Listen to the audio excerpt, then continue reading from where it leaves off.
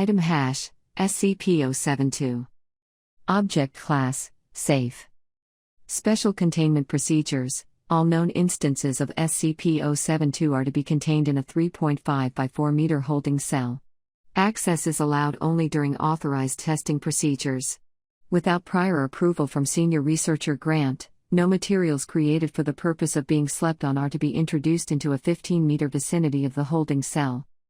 Description: Instances of SCP-072 were first discovered in an apartment building in Michigan, after 2 local media reports on SCP-072's effects caused a local panic which drew the attention of embedded Foundation agent. SCP-072 is a shadowy and translucent projection which resembles a 0.9-meter-long hand, the fingers of which taper to a sharp point.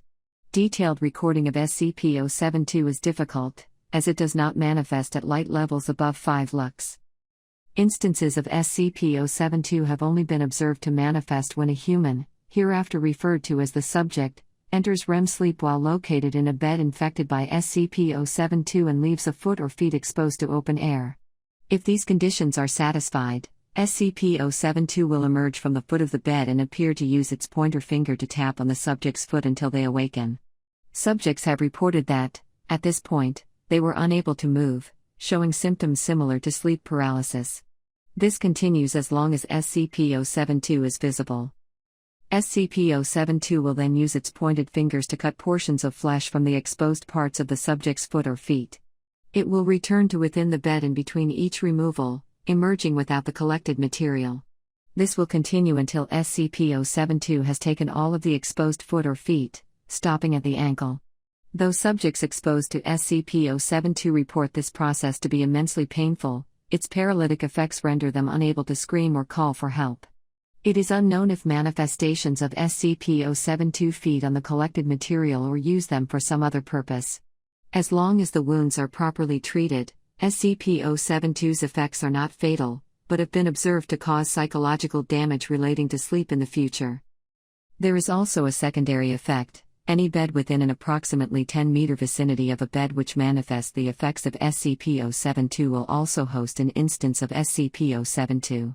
Destruction of a bed affected by SCP-072 reveals no anomalous materials and no trace of biological material removed from subjects. Addendum: List of known SCP-072 objects.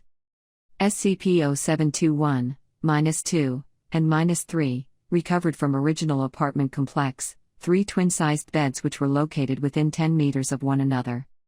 SCP-072-4, a king-sized 4-poster bed contaminated during SCP-072's time in site. Temporary anomalous objects holding. SCP-072-5, a sleeping bag with bottom removed introduced to SCP-072-1 for testing. When D-2191 entered REM sleep in object, data expunged. SCP-072-5 not recommended for testing in future.